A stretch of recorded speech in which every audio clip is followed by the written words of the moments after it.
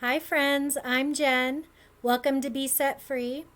I apologize for the lag with the voice and my speech that you can hear. Um, Technical difficulties there. I don't know exactly why it's doing that, but nonetheless, I wanted to start reading to you a Bible study I've been doing because I'm finding it just amazing, and it's along the lines of what I talk a lot about regarding your mind and retraining your thoughts and getting free from the captivity of our past and of our mind, really, and breaking free of that and creating a new life. And this Bible plan is called Winning the War in Your Mind. And I'm going to read it to you. It's a 7-day Bible plan, and I'm going to do 7 different videos. Today is going to be day 1, and I will stop it as soon as I am done reading it if I don't have anything to add to it. So the description of this Bible plan is: most of life's battles are won or lost in the mind. So how do we start winning more of those battles? In the 7-day Bible plan from Life.Church, Pastor Craig Groeschel's book, we'll discover how to fight toxic thoughts, overcome out-of-control thinking, and start winning the war in our minds using God's truth as our battle plan. And like I said, this is from Pastor Greg Groeschel, Groeschel.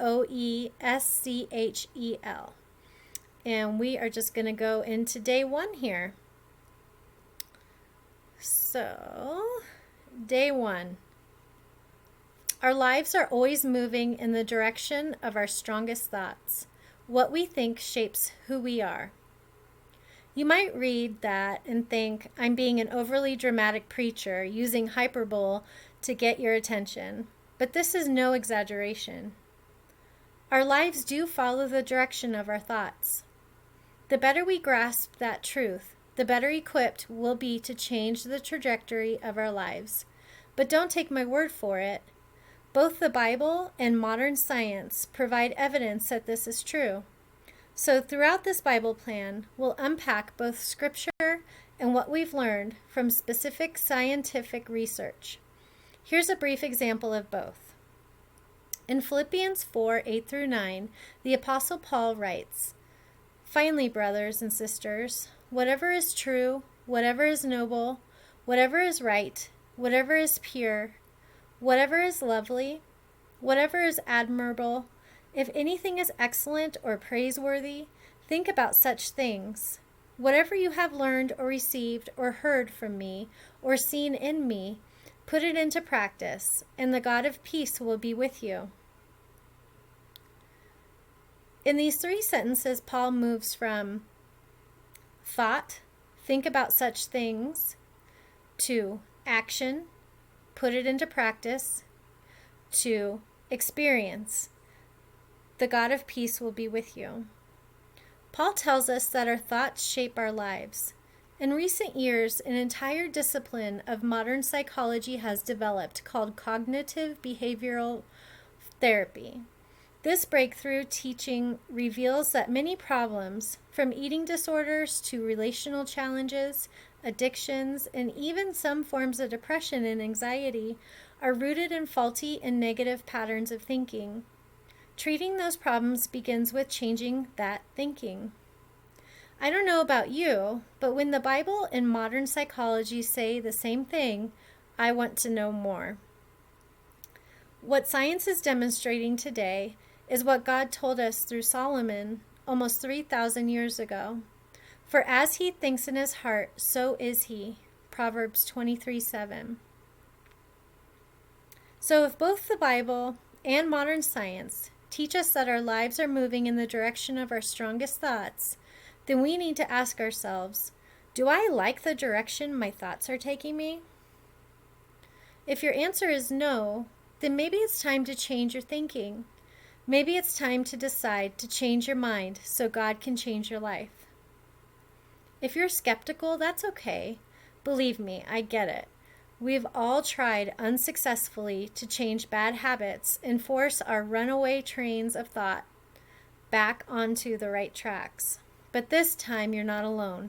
You are about to discover that God will team up with you to transform your thinking. With God's help, you can transform your mind. You can stop believing the lies that hold you back. You can end the vicious cycles of thoughts that are destructive to you and others. You can allow God to renew your mind by saturating you with his unchanging truth. Okay, so Philippians 4, 8 through 9. Finally, brothers, whatever is true, whatever is honorable, whatever is just, whatever is pure, whatever is lovely, whatever is commendable, if there is any excellence, if there is anything worthy of praise, think about these things. What you have learned and received and heard and seen in me, practice these things, and the God of peace will be with you. Proverbs 23:7. For he is like one who is inwardly calculating. Eat and drink, he says to you, but his heart is not with you. Romans 12:1 through 2. I appeal to you, therefore, brothers, by the mercies of God, to present your bodies as a living sacrifice, holy and acceptable to God, which is your spiritual worship. Do not be conformed to this world, but be transformed by the renewal of your mind, that by testing you may discern what is the will of God, what is good and acceptable and perfect. And last one, 2 Corinthians 10, 3 through 5. For though we walk in the flesh, we are not waging war according to the flesh. For the weapons of our warfare are not of the flesh, but have divine power to destroy strongholds. We destroy arguments and every lofty opinion raised against the knowledge of God, and take every thought captive to obey Christ. And that's it.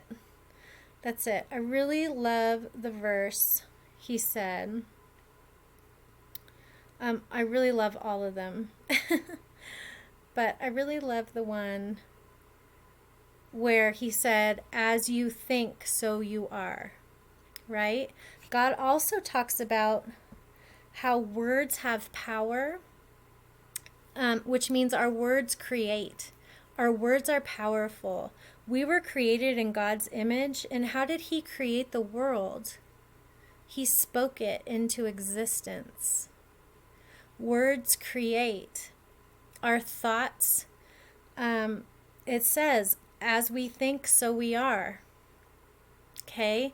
So those are powerful, powerful things to meditate on. That's it for today, and I'll be back tomorrow for day 2. Enjoy your day. God bless you.